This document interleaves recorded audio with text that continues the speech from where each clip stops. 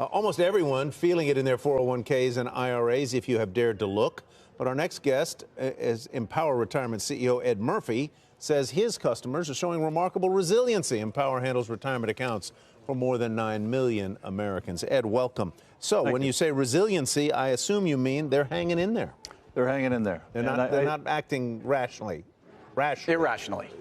No, we don't see that. What we see is inquiries up. So our call volumes are up 15 to 20%. Activity on the web using mobile devices is up. But there's no capitulation. Mm-hmm. You know, people are calling to get account balance information. They're calling for reassurance. But we're not seeing really an increase in trading activity or a flight to quality. Are most people in their 401ks sufficiently diversified, or are they overconcentrated? I would say they're sufficiently diversified, Tyler, in the sense that disproportionate amount of the flows and the investments are in target date funds, and that's a multi-asset structure. And so they've got exposure to fixed income, they have exposure to equity.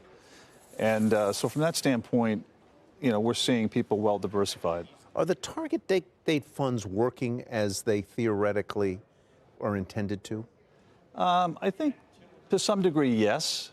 But that's a fairly faint praise there. Well, it's okay because 100% of my money's in it. So. Well, no, let me get honest. Here's my perspective on that. You and I can both be age 40. You're willing to take risk. I'm not willing to take a lot of risk.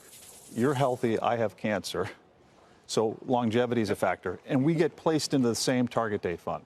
So I think where the market's going is to more of a personalized type structure that takes into consideration some of these critical inputs. And that's what we're working on, frankly, with several asset management firms.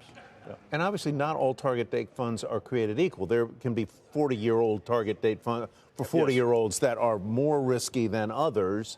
So you got to know what's in your fund, as you always do. That's exactly right. Yeah. The other thing I would say is increasingly what we're hearing from the nearly 10 million Americans that we work with is they're looking for advice.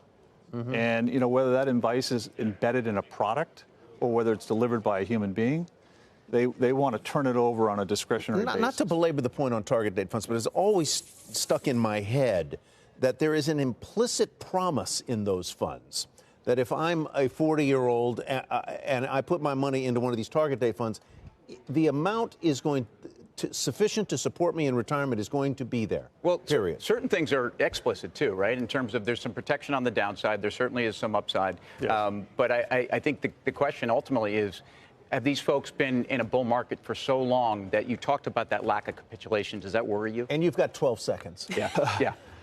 It does worry me, but I think that the industry's done a really good job in reassuring investors that this is long-term money and that you shouldn't react emotionally to the swings in the market, that it's really, for the most part, it is long-term money, and you get the benefit of dollar cost averaging and reinvesting.